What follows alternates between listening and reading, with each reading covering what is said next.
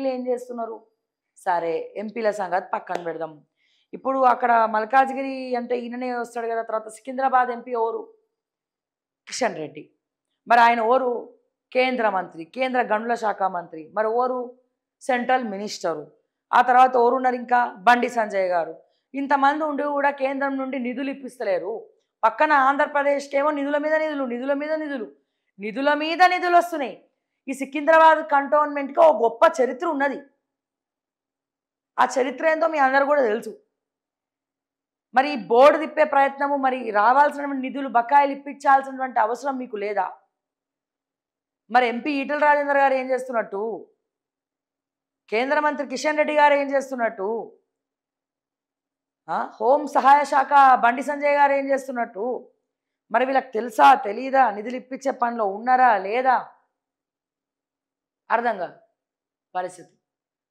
నేను చెప్తున్నా కదా, బీజేపీలో తెలంగాణలో సరికొత్త నాయకత్వం రావాలి. ఎవరు అవుననుకున్నా, ఎవరు కాదన్నా, ఎవరికి కోపం వచ్చినా ఒక 2-3 నాయకులు ఉన్నారు బీజేపీలో. అంతా నేనే, నా తర్వాత ఎవ్వడు రావద్దు బీజేపీలా.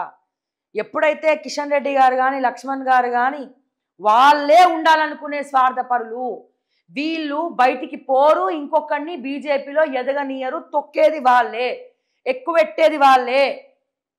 ఎప్పుడైతే వీళ్ళకి బుద్ధి వచ్చి సరికొత్త నాయకత్వాన్ని, నా తర్వాత ఒక కొత్త క్యాడర్ని తీసుకురావాలనుకుంటారో అప్పుడే బీజేపీ బాగుపడుతుంది. వాళ్ళు పైకొచ్చినటువంటి విధంగా వేరే వాళ్ళు పైకి రావద్దు.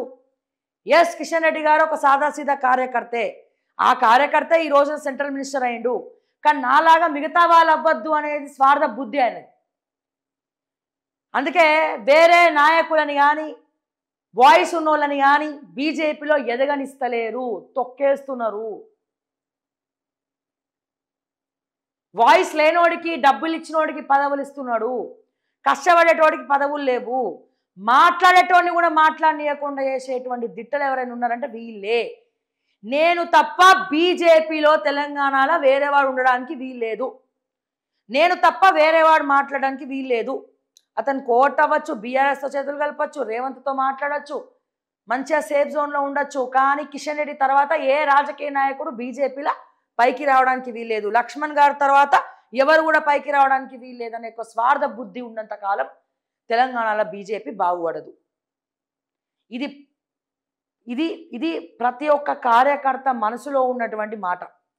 అట్లీస్ట్ బీజేపీ పార్టీలో 80% ఆఫ్ కష్టపడి